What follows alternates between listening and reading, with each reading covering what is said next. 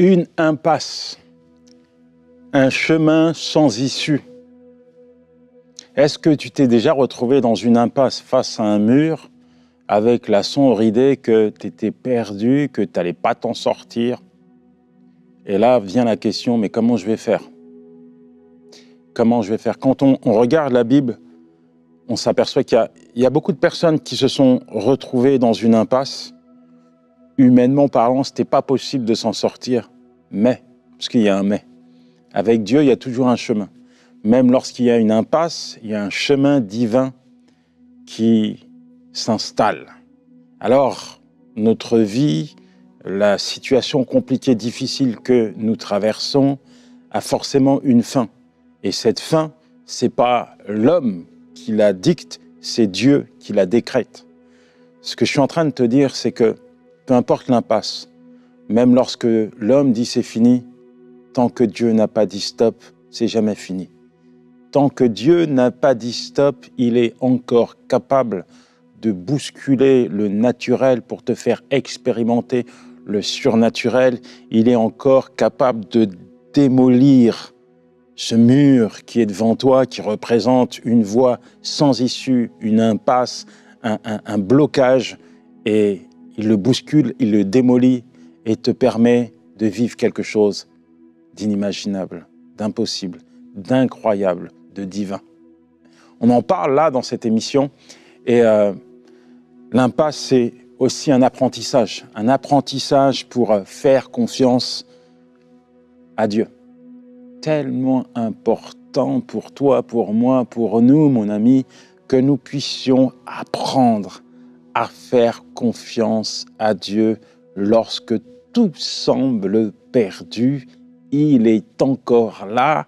Lorsque nous sommes dans une voie sans issue, il est encore présent pour mettre une issue de secours. Seigneur, merci pour ces temps, ces moments que nous passons avec toi. Ils sont tellement riches, tellement importants pour nous. Nous voulons être au bénéfice de ta parole. Nous savons que ta parole a le pouvoir de bousculer le naturel pour nous faire vivre le surnaturel. Nous savons que ta parole nous donne la force, l'énergie, la capacité de continuer d'avancer même lorsque tout semble perdu. Nous savons que ta parole nous donne la force, l'énergie, la capacité de continuer à croire lorsque tout semble perdu. Alors, Seigneur, nous souhaitons t'écouter. Oui, envoie ta parole dans nos cœurs et que ta parole produise du fruit dans nos vies. Amen, amen et amen. Le psaume 56, verset 3, il est dit « Quand j'ai peur, je mets ma confiance en toi. » Quand j'ai peur, plutôt que de me laisser submerger par la peur, je place ma confiance en toi. On parle des situations catastrophiques, des situations où tout semble perdu dans cette émission Face à Face, et je suis certain, convaincu que Dieu va te parler. Tu es peut-être dans une situation où il n'y a visiblement aucune issue, mais tu vas voir qu'à la fin, Dieu a forcément mis une porte pour te sortir de cette situation. Et la bonne nouvelle, c'est que lorsque Dieu ouvre une porte, il n'y a pas un homme sur la terre qui peut la fermer. Il n'y a pas un homme sur la terre qui peut fermer la porte que Dieu a ouverte pour te sortir de cette situation. J'aime cette histoire de Daniel. Daniel a été jeté dans la fosse aux lions. Daniel 6, verset 7, il est question d'un décret. On empêche à quiconque de prier un Dieu ou un homme. On empêche les gens de prier un Dieu ou un homme. Et Daniel, qui surpassait de loin tous ses collègues, ça a suscité de la jalousie. Forcément, on a essayé de lui trouver des choses. On a essayé de l'accuser. Et il servait Dieu. Et on a essayé de l'attaquer sur ce point, sur sa relation avec Dieu, sur sa foi, le seul Dieu vivant. On a essayé de remettre en question sa consécration. Résultat, quand Daniel a entendu ce décret, la Bible dit au Daniel 6, verset 10, qu'il priait 3 fois par jour. Il se mettait à genoux et il priait et il louait Dieu comme il le faisait auparavant. Voilà. Daniel n'a pas changé d'attitude. Il y a une opposition qui se fait pressante. Il y a effectivement un décret de la part du roi Darius, mais Daniel ne change pas d'un seul iota son attitude. Résultat, on le prend, on l'accuse, on le jette dans la fosse au lion. Quelque chose d'intéressant va être dit quand même. Le roi donna l'ordre qu'on amène Daniel et qu'on le jette dans la fosse au lion. Le roi prit la parole, il dit Daniel, parce que le roi aimait quand même bien Daniel, et il dit « Puisse ton Dieu », ça ne veut pas dire qu'il était convaincu de la foi de Daniel, que le Dieu de Daniel était le seul Dieu, mais il dit « Puisse ton Dieu, celui que tu sers avec persévérance, te délivrer ». En fait, il le jette dans la fosse au lion, pour lui c'est fini. Dans son cœur, le roi sait que normalement, Daniel va être dévoré par les lions. Mais il y a un mais. Dans cette situation sans issue, il n'y a rien qui va se passer. Et quand le roi va découvrir que Daniel est encore vivant, hein, quand le roi va découvrir que Daniel n'a pas été dévoré par les lions, il va dire « J'ordonne que dans toute l'étendue de mon royaume, on respecte et on craigne le Dieu de Daniel. En effet, il est le Dieu vivant et il subsiste éternellement. Son royaume ne sera jamais détruit, sa domination durera jusqu'à la fin. Il délivre et sauve, il fait des miracles dans le ciel et sur la terre. C'est lui qui a délivré Daniel de la griffe des lions. » Voyez-vous, cette situation était humainement sans issue, véritable impasse où, logiquement, humainement parlant, Daniel aurait dû être dévoré par les lions. Mais quand humainement il n'y a plus rien à faire, Dieu peut encore faire quelque chose. Dieu est intervenu, Dieu a préservé son enfant, Dieu a gardé en vie son enfant. Et Dieu s'est révélé au cœur du roi au travers de Daniel. Ce roi reconnaît qu'effectivement, Dieu est le seul Dieu vivant. Le Dieu de Daniel est le seul véritable Dieu vivant qui délivre et qui sauve. Mon ami, je ne connais pas ta vie. Peut-être qu'on t'a menacé à cause de ta foi. Peut-être que tu te retrouves dans une fosse au lion.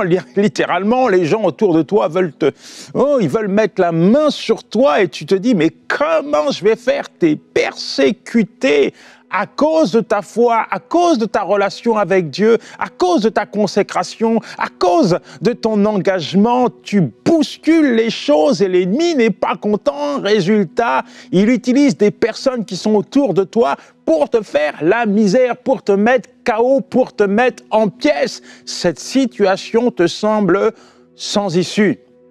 Mais il y a une issue, celle que Dieu a préparée pour toi. Je t'assure, la bonne attitude, c'est de continuer ce que tu faisais. La bonne attitude pour toi, c'est de ne pas laisser ces menaces mettre une distance entre toi et Dieu. La bonne attitude pour toi, c'est de redoubler tes prières, redoubler ta consécration, redoubler ton engagement. La bonne attitude pour toi, c'est de faire confiance à Dieu. Pourquoi ? Parce que Dieu va intervenir, parce que Dieu ne t'abandonnera pas dans ce combat, parce que Dieu ne permettra pas qu'on te fasse du mal, qu'on mette la main sur toi, parce que Dieu va intervenir, parce que Dieu va te préserver, parce que Dieu va confondre tes adversaires, parce que la main de Dieu n'est pas trop courte pour toucher le cœur de tes adversaires, parce que la main de Dieu, la puissance de Dieu est capable de toucher le cœur de tes adversaires et de les amener à se tourner vers lui et à reconnaître que le Dieu que tu sers, c'est le seul, c'est l'unique, c'est le véritable, c'est l'alpha, c'est l'oméga, c'est le tout-puissant créateur de toutes choses. Et il n'y a personne comme Jésus. Alors, prends courage, mon ami. Prends courage. Même dans cette impasse, il y a encore une issue. Même dans cette impasse, il y a encore une issue. Dieu va faire. Tu m'entends? Il va faire quelque chose d'incroyable. Il va faire quelque chose d'inimaginable. Dieu va faire un miracle pour te sortir de là. Dieu va faire. Seigneur, merci. Tu nous dis dans ta parole, mes frères, considérez comme un sujet de joie complète les diverses épreuves auxquelles vous vous êtes exposés, sachant que l'épreuve de votre foi produit la patience, mais qu'il faut que la patience accomplisse parfaitement son œuvre afin que vous soyez parfaits, sans manquer de rien. Seigneur, je crois, Seigneur, que tu nous donnes, Seigneur, la force de patienter, d'attendre ton intervention. Ton intervention va forcément se manifester au milieu des persécutions que nous traversons. Nous croyons que tu vas intervenir. Nous croyons que nous ne sommes pas seuls. Dans cette fosse, Seigneur, qui pour certains représente leur travail, leur famille, des amis, peu importe la fosse, Seigneur, je sais que ton enfant n'est pas seul, tu es là. Tu es là pour garder, tu es là pour préserver, tu es là pour faire dissiper les menaces. Tu es là pour intervenir. Alors je prie pour ton enfant, afin que sa foi s'élève et soit connectée à toi, Roi des rois, tout-puissant. Je crois, Seigneur, que tu vas mettre une issue. Je crois, Seigneur, que tu interviens comme un éclair, Seigneur, afin de faire dissiper ces persécutions, afin de mettre fin à ces épreuves, afin d'apporter la paix et de confondre nos adversaires pour les amener à te reconnaître et à te servir. Merci, mon Dieu. Merci, mon roi. Mon ami, tu sais, l'épreuve, c'est pas une punition. L'épreuve, c'est l'atelier de la foi. C'est là que ta foi se forge, qu'elle est développée. C'est là que ta patience est développée et se perfectionne. L'épreuve, c'est pas une punition. La Bible dit « considérez comme une joie complète les diverses épreuves que vous traversez ». L'épreuve, c'est le terrain de la foi. C'est dans le creuset de l'épreuve que la joie naît. C'est dans le creuset de l'épreuve que la foi se construit, elle se consolide, elle grandit, elle s'affermit, elle se développe et elle s'épanouit.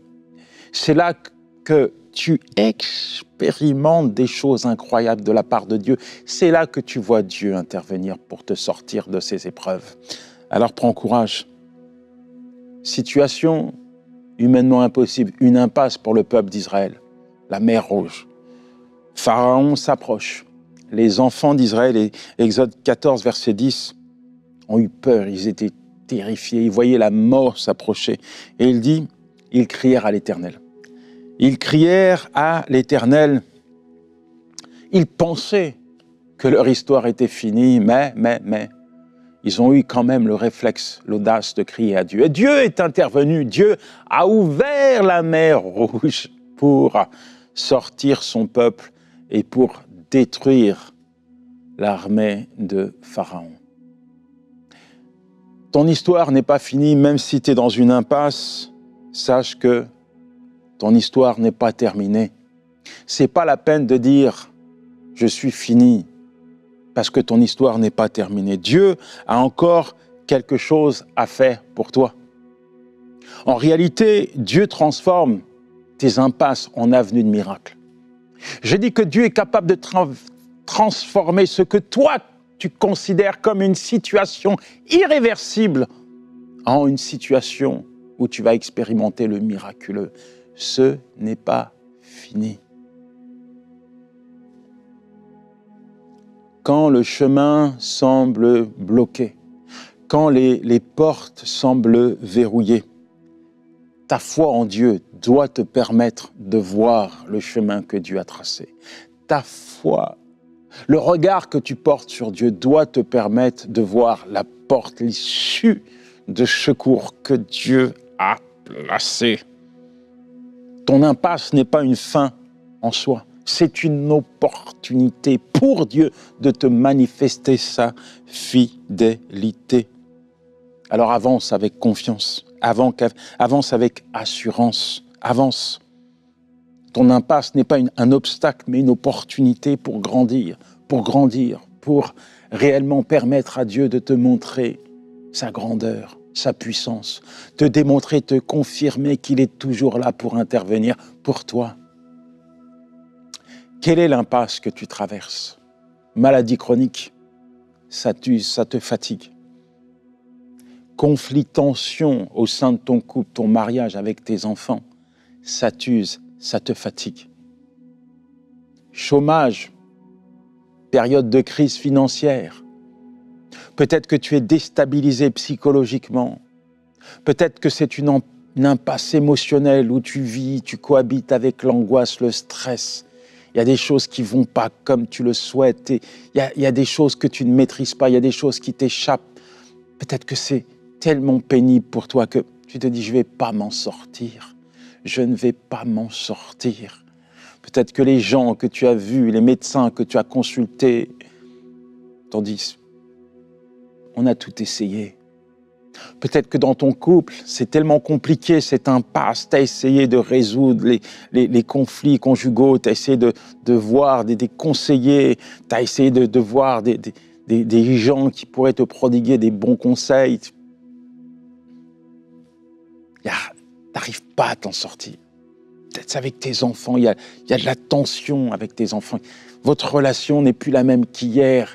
Tu ne reconnais plus tes enfants. Ils vont sur un chemin qui est compliqué, qui est pénible, qui est attristant pour toi. Tu pleures tous les jours. Tu vas à l'église, tu glorifies Dieu, tu rentres chez toi, tu vois l'état de tes enfants. Tu pleures, tu pleures, tu pleures. Ça fait des années que tu pleures. Je te dis, mais je suis dans une véritable impasse. Peut-être que cette impasse, c'est un ardent désir, envie d'avoir un enfant. Ça fait des années que tu essayes, tu n'y arrives pas. Tu es dans une impasse, il y a comme un blocage. Il y a quelque chose là qui est sous tes yeux. Un mur qui te semble infranchissable. Le résultat, c'est que tu t'es résolu à cette situation. Tu as accepté, tu es résigné, tu es enfermé dans la fatalité et il y a des mots qui sont liés à ta situation. C'est des mots comme « je ne m'en sortirai pas »,« c'est bon, c'est pas la peine »,« c'est inutile ». Je crois que Dieu peut intervenir pour telle ou pour telle chose. Je crois que Dieu intervient lorsque je l'invoque, lorsque j'intercède pour telle ou telle personne. Mais par contre, cette situation-là, c'est pas la peine de prier, c'est irréversible. Il n'y a rien qui va bouger.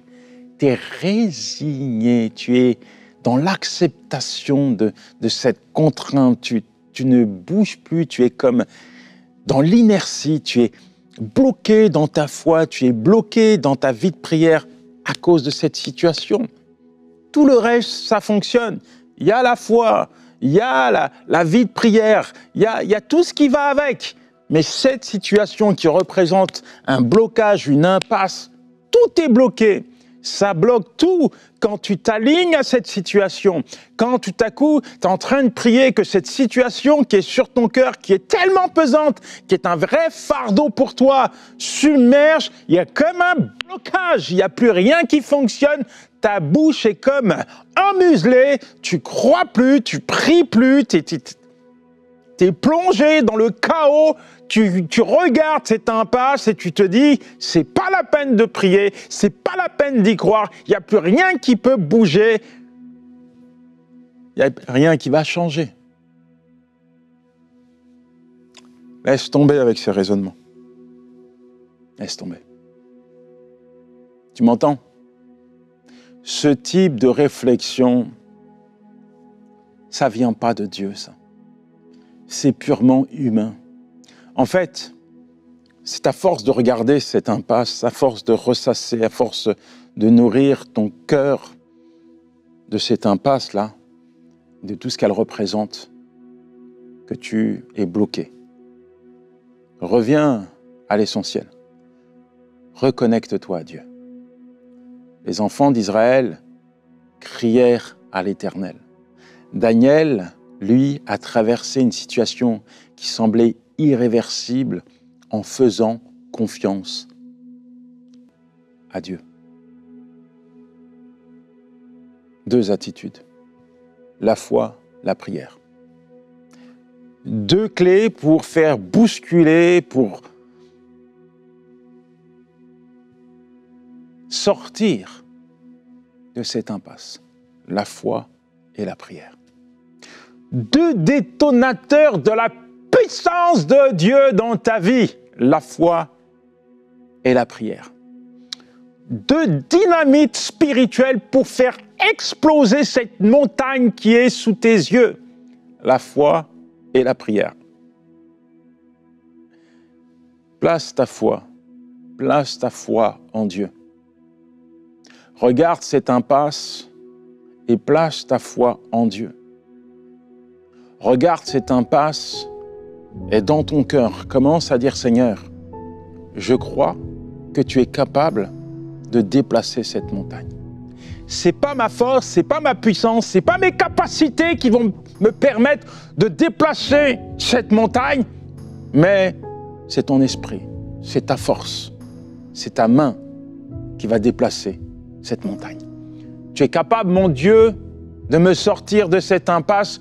Tu es capable, mon Dieu, de me sortir de cette situation. Tu es capable, mon Dieu, d'apporter une solution à mes problèmes. Tu es capable d'intervenir au sein de mon foyer, au sein de la vie de mes enfants, au sein de ma santé, au sein de mon couple. Tu es capable, Seigneur, de me donner, Seigneur, un enfant, même si l'homme a décrété que je suis stérile. Toi, tu es le Dieu qui donne la vie. Tu es le Dieu qui est capable d'apporter la vie là où il n'y a plus rien. Comme tu l'as fait pour Sarah, comme tu l'as fait pour Anne, Seigneur, je proclame que tu me donnes un enfant. Je proclame que tu bénis cet enfant. Seigneur, tu es capable d'intervenir, tu es capable de faire un miracle, Seigneur, je crois. Est-ce que tu crois ça? Si tu crois, mon ami, tu vas voir la gloire de Dieu se réaliser. Daniel a vu la gloire de Dieu. Le peuple d'Israël a contemplé l'intervention de Dieu. Je proclame que tu vas voir la gloire de Dieu. Je proclame aujourd'hui sur ta vie que tu vas voir de tes propres yeux l'intervention de Dieu pour te sortir de cette impasse. Il va le faire. Alors pour aller plus loin et conclure, 3 clés pour te sortir de cette impasse. Je veux que tu les appliques. Premièrement, c'est reconnaître la présence de Dieu. Reconnaître la présence de Dieu. Le psaume 23, verset 4. « Quand je marche dans la vallée de l'ombre de la mort, je ne crains. » Répète après moi, s'il te plaît. Quand je marche dans la vallée de l'ombre de la mort, je ne crains aucun mal, car tu es avec moi. Ta houlette et ton bâton me rassurent. Dieu est avec toi. Même dans les moments les plus sombres, il est là à tes côtés. Sa lumière brille, sa présence resplendit. Alors, n'aie pas peur. Que ta foi remplace la peur. C'est ma deuxième clé. Ne crains pas, crois seulement. Là où la peur construit des murs, la foi ouvre des portes. Là où la peur érige, construit des murs, et la foi ouvre les portes du miraculeux de Dieu. Ne crains pas. Face à cette impasse, ne crains pas. N'aie pas peur, ne t'effraie point, crois seulement et regarde. Regarde, contemple la gloire de Dieu se manifester. Troisième clé, il faut que tu apprennes à lâcher prise, te confier en Dieu. Le proverbe 3, versets 5 à 6. Confie-toi en l'Éternel de tout ton cœur. Ne t'appuie pas sur ta sagesse. Reconnais-le dans toutes tes voies. Il aplanira tes sentiers. Lâche prise. Lâche prise. Laisse Dieu prendre le contrôle de ta vie et commence à voir le chemin que Dieu a tracé pour toi afin que tu puisses sortir de cette impasse. Lâche prise. Lâche prise. Il faut que tu lâches prise. Cette situation, Dieu la contrôle pour toi. Il faut que tu lâches prise. La meilleure posture, la meilleure attitude lorsque tu fais face à une impasse n'est pas de chercher comment tu vas t'en sortir, mais de chercher la présence de Dieu. La meilleure attitude, ce n'est pas de chercher comment tu vas te sortir de cette impasse, mais de chercher, de tourner vers Dieu. Parce que la présence de Dieu, c'est la garantie pour toi qu'il y a une issue, qu'il y a une sortie, oui, qu'il y a un chemin, qu'il y a une solution, qu'il y a une intervention de la part de Dieu en ta faveur. Oui, Dieu agit. Il agit toujours en faveur de ses enfants. Seigneur, je veux prier pour ton enfant qui entend ta voix. Tu connais sa vie, tu vois l'impasse qui est la sienne. Je vois comme un mur devant toi, là, qui me regarde. Et sur ce mur, il y a marqué impossible. Tu es en train de me regarder, tu es en train d'écouter la voix de Dieu. Et tout à coup, dans ta pensée, il y a ce mur qui se présente. Il y a marqué impossible. Ce mur représente la situation que tu traverses. Et j'ai énuméré des situations familiales, conjugales.